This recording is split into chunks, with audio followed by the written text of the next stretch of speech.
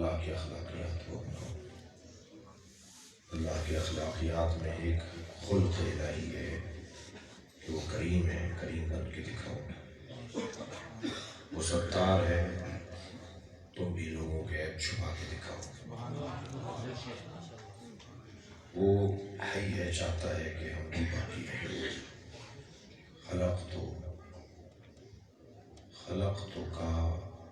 خلقتکم للبقاء لا للفنا۔ میں نے تمہیں باقی رہنے کے لیے پیدا کیا ہے، فنا ہونے کے لیے پیدا نہیں کیا۔ میرے اور آپ کے عزیز جب دنیا سے جاتے ہیں تو وہ فنا نہیں ہو رہے ہوتے، منتقل ہو رہے ہوتے ہیں ایک جگہ سے دوسری جگہ۔ اللہ چاہتا ہے کہ ہمیں حیات دے، زندگی دے، مگر کمال یہ ہے کہ وہ حیات پھر حیات طیبہ ہو جو دوسروں کے لیے فائدے مند ہو، جو زندگی وبال جان ہو، معاشرے پر بوجھ ہو، سماج کے لیے مصیبت آور ہو، اس زندگی کا کوئی فائدہ نہیں۔ دو ہی بچے اچھے کا نعرہ اسلام کا نہیں ہے جی۔ تربیت کر سکتے ہو تو 10 بھی کم ہے، اور تربیت نہیں کر سکتے ہو تو 1 بھی زیادہ ہے۔ یہ بات معاشرے کو کوئی حیوان پال کے تو نہیں دینے نا، معاشرے کو انسان پال کے دینے، معاشرے کے حوالے انسان کرنے۔ تو حیات اگر کسی کے لیے مفید نہ ہو، کسی کے لیے فائدے مند نہ ہو، تو وہ حیات تو ہے، حیات طیب نہیں ہے۔ کیا کریں کہ حیات طیب ہو جائے؟ اگر میرے اور آپ کے معاشرے میں کوئی ایک شخص امام بارگاہ بنا دے تو اس کی حیات طیب، مسجد بنا دے تو حیات طیب، ہاسپٹل بنا دے تو اس کی حیات طیب، روڈ رستہ بنا دے، اسکول کالج بنا دے تو اس کی حیات طیب۔ یعنی کوئی ایک کام نیکی کا کر دے جو کسی کے کام آئے تو اس کی حیات طیب۔ یعنی اب وہ مر بھی جائے گا تو مرے گا نہیں، وہ زندہ رہے گا، ہمارے درمیان رہے گا۔ ایک امام بارگاہ بنانے والا تو باقی رہے جس نے کربلا میں جان دے کے انسانیت بچائی، اس کی طیب حیات کس درجے کی ہوگی؟ تو اللہ چاہتا ہی ہے کہ کسی طرح تم زندہ رہو، تمہاری حیات طیب ہو۔ یہ بھی ذہن میں رہے کہ قرب الہی حاصل کرنے کے لیے مرد ہونا ضروری نہیں ہے، اس لیے کہ بدن تو مرد اور عورت کا مختلف ہوتا ہے۔ یعنی بدن مؤنث اور مذکر تو ہوتا ہے، یا مذکر کا بدن ہے یا مؤنث کا بدن ہے، لیکن روح مؤنث اور مذکر نہیں ہوتی۔ اور قرب الہی حاصل کرنے کے لیے کون سی چیز اولویت اور حاکمیت رکھتی ہے، یہ بھی طے کرنے کی ضرورت ہے۔ کیا بدن ہے کہ جو قرب الہی کے حصول کا اولی ذریعہ ہے، یا روح اولین ذریعہ ہے؟ بدن اور روح میں تو ویسے ہی لڑائی ہے، یہ ایک ساتھ رہتے ہیں مگر دوست نہیں ہیں، یہ ایک ساتھ رہتے ہیں مگر شدید دشمن ہیں۔ ایک کی غذا علیحدہ ہے، دوسرے کی غذا علیحدہ ہے، ایک کی ترجیحات علیحدہ، دوسرے کی ترجیحات دوسری، ایک کا رخ کہیں اور، دوسرے کا رخ کہیں اور۔ بدن انسان کو پستی کی طرف لے کے جا رہا ہوتا ہے اور روح بلندی کی طرف، دونوں میں شدید کھچاؤ ہے۔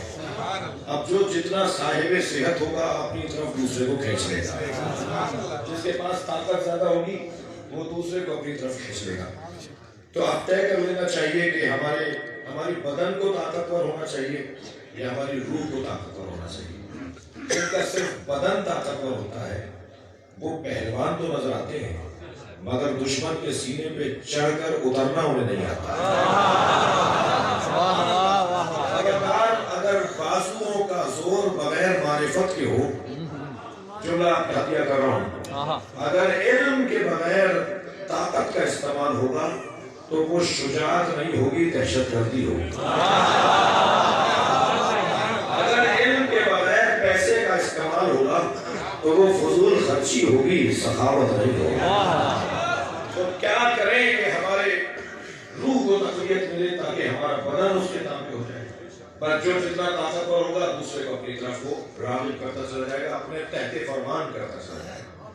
तो हमें बदन को अगर ताकतवर करेंगे तो रूह हमारी कमजोर पड़ जाएगी, और रूह को ताकतवर करेंगे तो बदन उसके ताबे हो जाएगा। मैंने बहुत सारे मर्द देखे हैं जो मैदान से भाग रहे थे, हमने कुछ औरतें भी देखी हैं जो मर्दों को मर्द बना रही हैं। तो ये कोई जरूरी नहीं है कि मर्द ही आगे रहेगा, जिसकी रूह मजबूत होगी वो सरबराही करेगा, वो आगे जाएगा, वो तरक्की करेगा, वो आगे बढ़ेगा जिसकी रूह मजबूत होगी। क्या करें कि रूह मजबूत हो? आप इसी मजलिस की सामने की मिसाल ले लीजिए। इस मजलिस में बहुत सारे लोग ऐसे बैठे होंगे कि जिन्हें तकिया, गिलाफ, गद्दा, मसनद के अलावा बैठने की आदत नहीं है, लेकिन जैसे ही फर्श अज़ा पर आए जूतियां उतार कर आए और तंग होकर बैठे हैं। यहाँ बदन को तकलीफ हो रही है मगर रूह को ग़िज़ा मिल रही है।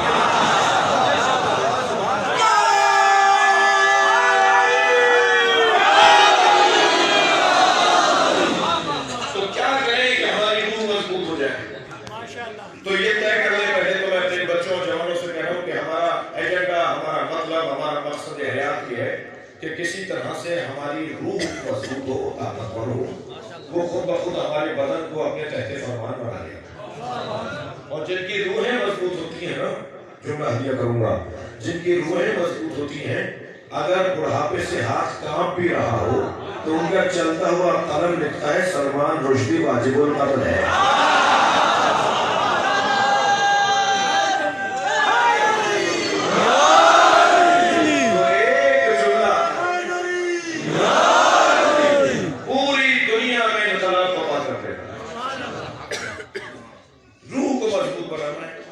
ताकि हमारा बदन उसके तहत फरमान रहे। मैं फिर एक और जुमला कह दूं कि अगर बदन मजबूत होगा, ताकतवर होगा, रूह कमजोर होगी तो नमाज में लुत्फ नहीं आएगा जी, अज़ादारी में लुत्फ नहीं आएगा। जुलूस अदा करके लौटाएंगे थक रहे, अलम का कहीं मसला होगा तो ये फरारी होंगे, करारी नहीं होंगे। तो वो जो बदन को मजबूत करते हैं वो फिर आराम, आसाइश, चैन, सुकून को तलाश कर रहे होते हैं। लेकिन जिनकी रूहें मजबूत होती हैं तो फिर बदन तकलीफ में भी हो तो उनके ऊपर कोई असर नहीं पड़ रहा होता जी।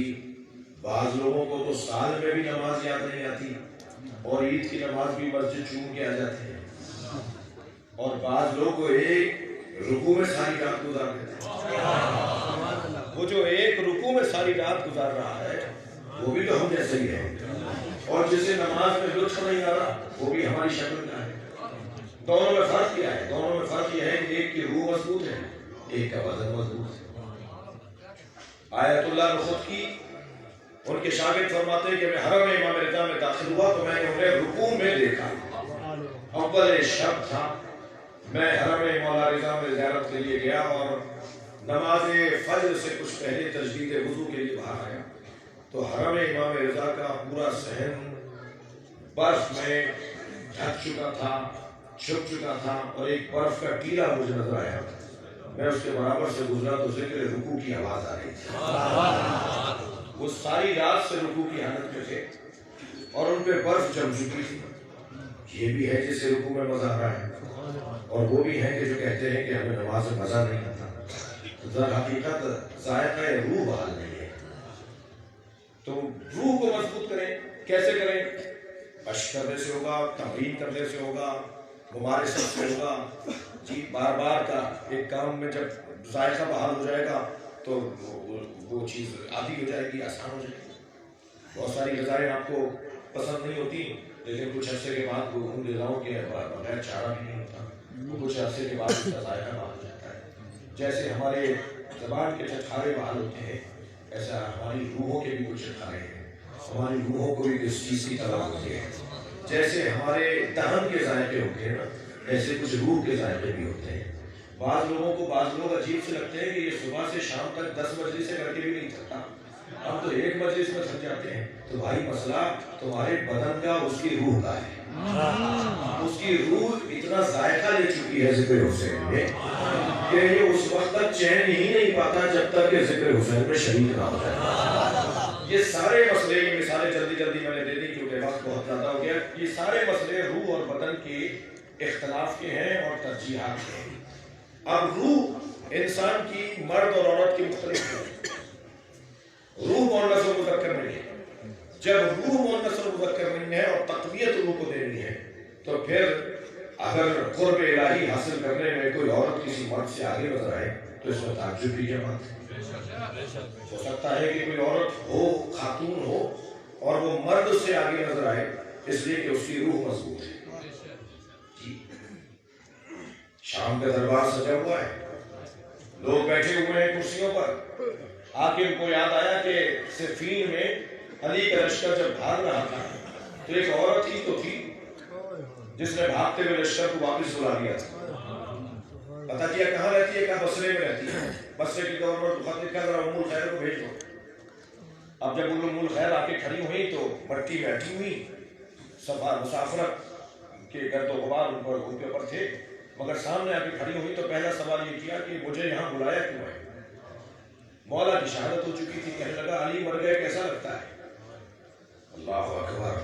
گھر میں بیٹھ کے ٹھنڈے کمروں میں بیٹھ کے پیاری پیاری باتیں کرنا، جرأت مندی کا مظاہرہ کرنا، کسی ظالم بادشاہ کے خلاف ٹھنڈے کمرے میں بیٹھ کے باتیں کرنا ہو رہے ہیں، اس ظالم کے سامنے بولنا ہو رہے ہیں. کہنے لگا نا کہ علی مر گئے کیسا لگتا ہے تو بے ساختہ بولی علی نہیں مرے، عدالت مر گئی. کہنے لگا کیا مطلب ہے؟ کہ تمہارے گورنر نے بصرے میں ظلم کی حد کر دی، زیادتیاں بڑھ چکی ہیں. وہ صرف رہتا فوراً حکم دیا کہ نامہ تیار کرو، اسے معزول کرو، اور معزولی کا نامہ اسی کو دیتے ہوئے کہنے لگا ہم بھی تو عدالت کرتے ہیں.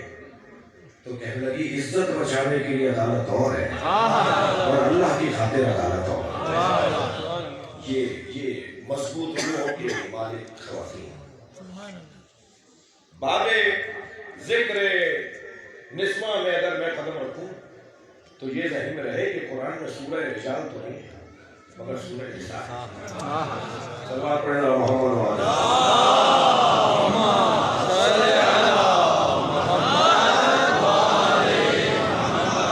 لہذا اللہ نے ارشاد فرمایا من عمل صالحا من ذکر او انثی، جو بھی اچھا کام کرے گا چاہے وہ مرد ہو یا عورت،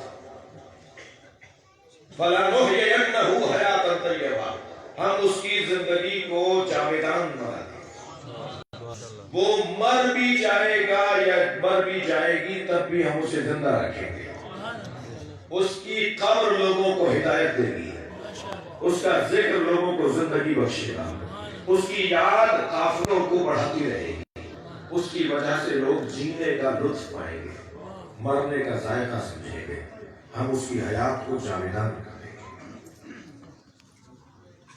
اور ہم اسے ایسا عاجز دیں گے کہ جیسا آج ہم نے اس سے پہلے کسی کو نہیں دیا. اور معلوم ہوگا کہ عمل انجام دینے کے بدلے میں اللہ کیا انعام عطا کرتا ہے. عزیزو، وادی ذکر انثی ہے. آج نسبت ہے ایک ایسی بیوی کی کہ جو فخر امیر المومنین ہے، جس پر علی فخر کرتے ہوئے نظر آئے، جو کائنات کے لیے زیب و زین ہو، اس اب کی زین کو زینب کہتے ہیں. وہ علی کے لیے جو زین بن جائے، جو علی کے لیے زینت بن جائے. دیکھو میرے عزیزو، خاتون کے 4 روپ ہیں، خواتین کے 4 رنگ اور روپ ہیں. خواتین 4 روپوں میں اور 4 حلیوں میں ہمیں نظر آتی ہیں. ایک تمہید زندگی، ایک اصل زندگی، ایک نتیجہ زندگی اور ایک حسن زندگی. اس کی گونج ختم کیجئے، اس کو سیدھا کیجئے. ایک تمہید زندگی. شکریہ. خاتون کبھی رنگ اپناتی ہے، روپ اپناتی ہے، جس کو میں اپنی اصطلاح میں کہہ رہا ہوں تمہید زندگی. خاتون کا جب حلیہ تبدیل ہوتا ہے تو وہ ایک اور رنگ اپناتی ہے، وہ ہے اصل زندگی. پھر اور آگے بڑھتی ہے تو وہ ہے نتیجہ زندگی، اور پھر ایک ایسا مرحلہ بھی ہے کہ جو ہے حسن زندگی. وہ جو تقدیر زندگی ہے اسے بیٹی کہتا ہے، جسے دیکھ کر جینے کا دل ہے، جس کی وجہ سے زندگی گزارنے کا شوق بڑھے. تھکا ماندہ گھر میں پہنچا اور بیٹی کو دیکھ کر ساری تکان دور.